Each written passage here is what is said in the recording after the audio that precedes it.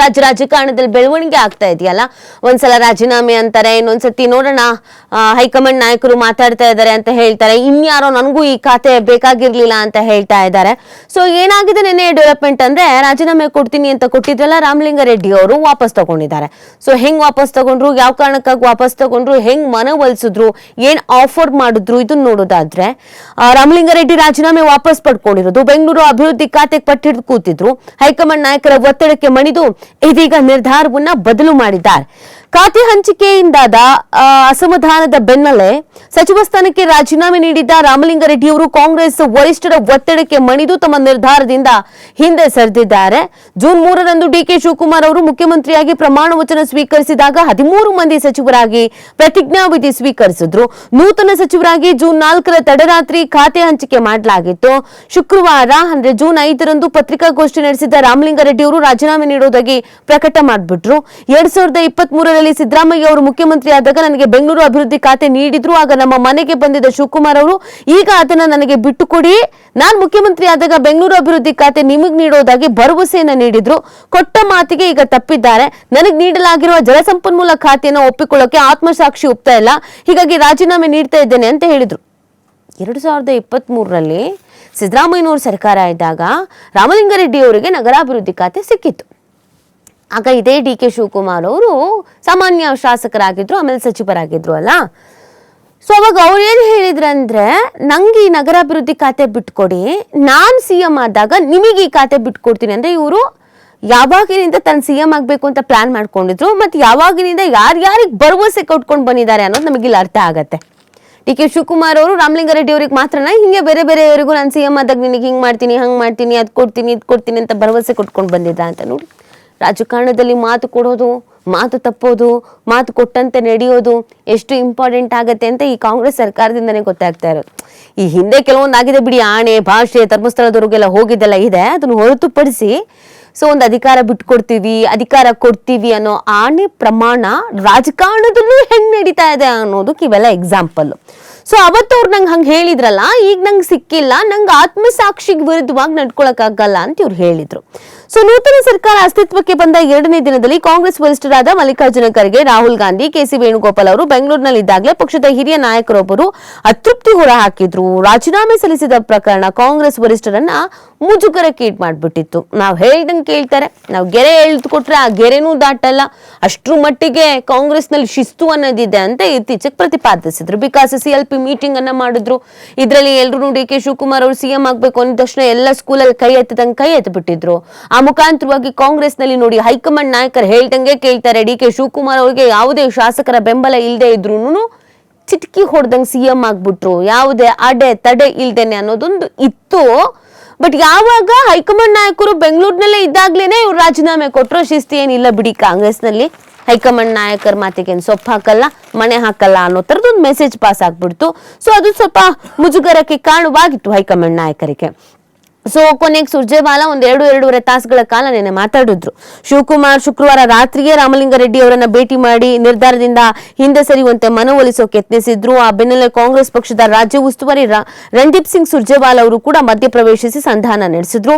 Taj best end ಹೋಟೆಲ್ನಲ್ಲಿ ಸುರ್ಜೇವಾಲಾ ಅವರನ್ನ ಶನಿವಾರ ಬೆಳಿಗ್ಗೆ ಭೇಟಿ ಮಾಡಿದ ರೆಡ್ಡಿ ತಮ್ಮ ಅಸಮಾಧಾನಕ್ಕೆ ಕಾರಣವಾಗಿದ್ದ ವಿಚಾರವನ್ನ ತಿಳಿಸಿದ್ರು. ಬೆಂಗಳೂರು ಅಭಿವೃದ್ಧಿ ಖಾತೆ ನೀಡುವುದರಲ್ಲಿ ನನಗೆ ಮೋಸ ಆಗಿದೆ, ನನಗೆ ಮೊದಲೇ ಹೇಳಬೇಕಾಗಿತ್ತು, ಕೊಡಲ್ಲ ಅಂತ ಮಾತು ಕೊಟ್ಟು ಈಗ ಹೀಗೆ ಮಾಡೋದು ಸರಿಯಲ್ಲ, ಬೇರೆ ಖಾತೆ ನೀಡಲಾಗ್ತಾ ಇದೆ ಅಂತ ಮೊದಲೇ ತಿಳಿದಿದ್ರೆ ಸಚಿವ ಸ್ಥಾನವನ್ನೇ ಸ್ವೀಕರಿಸ್ತಾ ಇರ್ಲಿಲ್ಲ ಅಂತ ರೆಡ್ಡಿ ಬೇಸರ ಹೊರಹಾಕಿದ್ರು. ಅದಕ್ಕೆ ಪ್ರತಿಕ್ರಿಯಿಸಿದ ಸುರ್ಜೇವಾಲಾ ಮುಖ್ಯಮಂತ್ರಿ ಜೊತೆ ಚರ್ಚಿಸಿ ಸಮಸ್ಯೆಯನ್ನು ಸರಿಪಡಿಸುವ ಭರವಸೆ ನೀಡಿದ್ರು. ಬಳಿಕ ಶಾಸಕರ ಭವನದಲ್ಲಿ ಕೆಪಿಸಿಸಿ ಅಧ್ಯಕ್ಷ PK ಹರಿಪ್ರಸಾದ್ ಅವರನ್ನ ರೆಡ್ಡಿ ಭೇಟಿ ಮಾಡಿದ್ರು. ಈ ವೇಳೆ ಮಾತನಾಡಿದ ಹರಿಪ್ರಸಾದ್, ರೆಡ್ಡಿ ಅವರ ವಿಷಯದಲ್ಲಿ ಸಂವಹನ ಕೊರತೆಯಿಂದ ತಪ್ಪು ತಿಳುವಳಿಕೆಯಾಗಿದೆ, ಅವರು ರಾಜೀನಾಮೆ ಹಿಂಪಡೆಯುವ ವಿಶ್ವಾಸ ಇದೆ ಅಂತ ಹೇಳಿದ್ರು.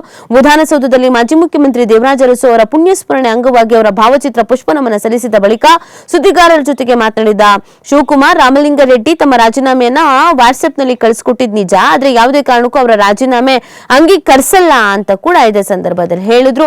ಶುಕ್ರವಾರ ರಾತ್ರಿಯೇ CM ಶಿವಕುಮಾರ್ ಕಾರ್ಯಾಚರಣೆಗೆ ಇಳಿದುಬಿಟ್ರು.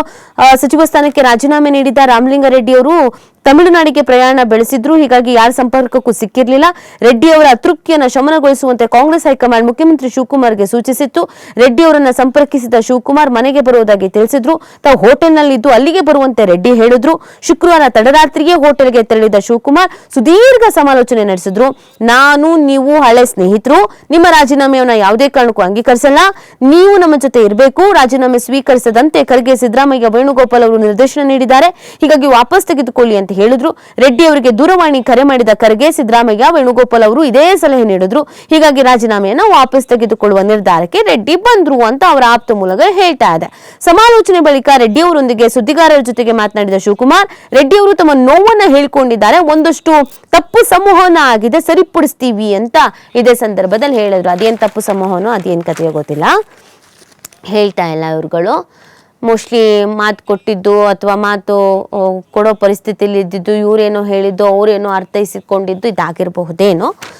ಬಟ್ ಈಗ ಏನು ಹೇಳಿದ್ರು ಅನ್ನೋದು ಇಂಪಾರ್ಟೆಂಟ್. ನಿಮ್ಗೆ ಎರಡೆರಡು ಖಾತೆ ಕೊಡ್ತೀನಿ, ಇದ್ರ ಜೊತೆಗೆ ಜಲಸಂಪನ್ಮೂಲ ಕೊಟ್ಟಿದ್ದಾರಲ್ಲ, ಅದ್ರ ಜೊತೆಗೆ ಇನ್ನೂ ಒಂದು ಯಾವ್ದಾದ್ರು ಒಂದು ಕೊಡ್ತೀನಿ ಅಂತ ಏನಾದ್ರು ಭರವಸೆ ಕೊಟ್ರ, ಅದಕ್ಕೆ ಇವ್ರು ಒಪ್ಕೊಂಡ್ರ, ಸ್ವಲ್ಪ ದಿನ ಇದನ್ನು ಮಾಡ್ತಾ ಇರಿ, ಆಮೇಲೆ ಅದಲು ಬದಲು ಮಾಡ್ತೀವಿ ಅಂತ ಏನಾದ್ರು ಹೇಳಿದ್ರ, ಅಥವಾ ಮುಂದೆ ನಿಮ್ಗೆ ಏನಾದ್ರು ಒಂದು ದೊಡ್ಡ ಜವಾಬ್ದಾರಿ ಕೊಡ್ತೀವಿ ಅಂತ ಹೇಳಿದ್ರ ಗೊತ್ತಿಲ್ಲ. ಸದ್ಯಕ್ಕೆ ಇವ್ರು ರಾಜೀನಾಮೆ ನಾನು ವಾಪಸ್ ತಗೊಳ್ತೀನಿ ಅಂತ ಹೇಳಿದ್ರು. ಅಲ್ಲಿಗೆ ಒಂಚೂರು ಹೈಡ್ರಾಮಾ ನಡೀತಾ ಇತ್ತಲ್ಲ, ಅದಕ್ಕೆ ಒಂದು ಫುಲ್ ಸ್ಟಾಪ್ ಇಟ್ಟಂಗೆ ಆಗಿದೆ. ಇನ್ನು ರಾಜಕೀಯ ಲಾಭ ಪಡೆಯುವ ನಿರೀಕ್ಷೆಯಲ್ಲಿ ಬಿಜೆಪಿ ಇತ್ತು ಅಂತ ಸುರ್ಜೇವಾಲಾ ಹೇಳ್ತಾ ಇದ್ದಾರೆ. ರಾಮಲಿಂಗಾರೆಡ್ಡಿ ಅವರ ಅನುಭವ, ಜಾಣ್ಮೆ ಕಾಂಗ್ರೆಸ್ ಪಕ್ಷಕ್ಕೆ ಅಮೂಲ್ಯವಾದದ್ದು. ಅವರು ಕಾಂಗ್ರೆಸ್ ಪಕ್ಷದ ಆಸ್ತಿ, ಅವರು ರಾಜೀನಾಮೆ ವಾಪಸ್ ಪಡೆದಿದ್ದಾರೆ ಅಂತ ರಣದೀಪ್ ಸಿಂಗ್ ಸುರ್ಜೇವಾಲಾ ಹೇಳಿದ್ರು. ಕಾಂಗ್ರೆಸ್ ಪಕ್ಷದಲ್ಲಿ ಅಧಿಕಾರ ಹಸ್ತಾಂತರ ಸುಗಮವಾಗಿ ಸಾಗಿರೋದ್ರಿಂದ ಆಘಾತಕ್ಕೊಳಗಾಗಿರುವ ಬಿಜೆಪಿ ರೆಡ್ಡಿ ರಾಜೀನಾಮೆ ಪ್ರಕರಣದಿಂದ ರಾಜಕೀಯ ಲಾಭ ಪಡೆಯುವ ನಿರೀಕ್ಷೆಯಲ್ಲಿತ್ತು. ಈ ಕಾರಣಕ್ಕಾಗಿ ಬಿಜೆಪಿಯವರು ವಿಕೆಟ್ ಬೀಳ್ತಿದೆ ಅಂತೆಲ್ಲ ಮಾತನಾಡಿದ್ರು. ಆದ್ರೆ ಅವ್ರಿಗೆ ಈಗ ನಿರಾಸೆ ಆಗಿದೆ ಅಂತ ರಾಮಲಿಂಗಾರೆಡ್ಡಿ ಅವರ ಬಗ್ಗೆ ಕೆಲವು ಮಾಧ್ಯಮಗಳು ಹಾಗೂ ಬಿಜೆಪಿ ನಾಯಕರು ಊಹಾಪೋಹ ಹರಿದಾಡಿಸ್ತಾ ಇದ್ದಾರೆ. 1973ರಿಂದ ಅವರು ಕಾಂಗ್ರೆಸ್ ಪಕ್ಷಕ್ಕಾಗಿ ದುಡಿತಾ ಇದ್ದಾರೆ. ನಮ್ಮ ಪಕ್ಷದ ಕೆಲವು ನಾಯಕರು ಆಗ ಇನ್ನು ಹುಟ್ಟೇ ಇರಲಿಲ್ಲ. ಅವರು 1989ರಿಂದ ಕಾಂಗ್ರೆಸ್ ಪಕ್ಷದ ಶಾಸಕರಾಗಿದ್ದಾರೆ. 8 ಬಾರಿ ಶಾಸಕರಾಗಿ, ಹಲವು ಬಾರಿ ಸಚಿವರಾಗಿ ಕಾರ್ಯನಿರ್ವಹಿಸಿದ್ದಾರೆ. ರೆಡ್ಡಿ ಅವರ ರಾಜೀನಾಮೆ ವಿಷಯ ಗೊತ್ತಾಗ್ತಾ ಇದ್ದಂತೆ ಮುಖ್ಯಮಂತ್ರಿ ಡಿಕೆ ಶಿವಕುಮಾರ್, ಕೆಪಿಸಿಸಿ ಅಧ್ಯಕ್ಷ ಬಿಕೆ ಹರಿಪ್ರಸಾದ್, ಸಿದ್ದರಾಮಯ್ಯ ಮತ್ತು ನಾನು ಚರ್ಚಿಸಿದ್ವಿ. ತಪ್ಪು ಸಂವಹನದಿಂದಾಗಿ ಅವರು ನಮ್ಮನ್ನ ಮತ್ತೊಮ್ಮೆ ಭೇಟಿ ಮಾಡಿದ್ರು.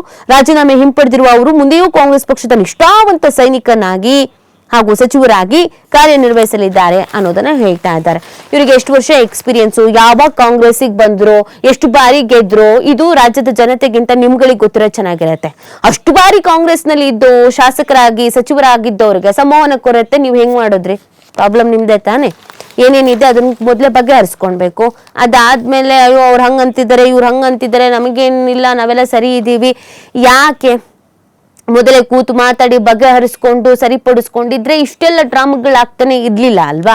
ಸೊ ಈಗೇನೋ ರಾಜೀನಾಮೆ ವಾಪಸ್ ಪಡ್ಕೊಂಡಿದ್ದಾರೆ. ಇನ್ನು ಇದು ಎಷ್ಟು ದಿನ ಗಟ್ಟಿ ಗೊತ್ತಿಲ್ಲ, ಎಲ್ಲಿವರೆಗೂ ಇದು ಮುಂದಕ್ಕೆ ಬರುತ್ತೆ ಅನ್ನೋದು ಗೊತ್ತಿಲ್ಲ. ಬಿಕಾಸ್ ಅವ್ರು ನೆನ್ನೆನೂ ಅದನ್ನೇ ಹೇಳ್ತಾ ಇದ್ದಿದ್ದಲ್ಲ, ಜಲಸಂಪನ್ಮೂಲದ ಬಗ್ಗೆ ನಂಗೆ ಐಡಿಯಾನೇ ಇಲ್ಲ, ನಂಗೆ ಅದ್ರ ಬಗ್ಗೆ ಅನುಭವವೇ ಇಲ್ಲ ಅಂತೆಲ್ಲ ಹೇಳ್ತಾ ಇದ್ರು. ಇಷ್ಟನೇ ಇಲ್ಲ ಆ ಖಾತೆ ನಿಭಾಯಿಸಕ್ಕೆ.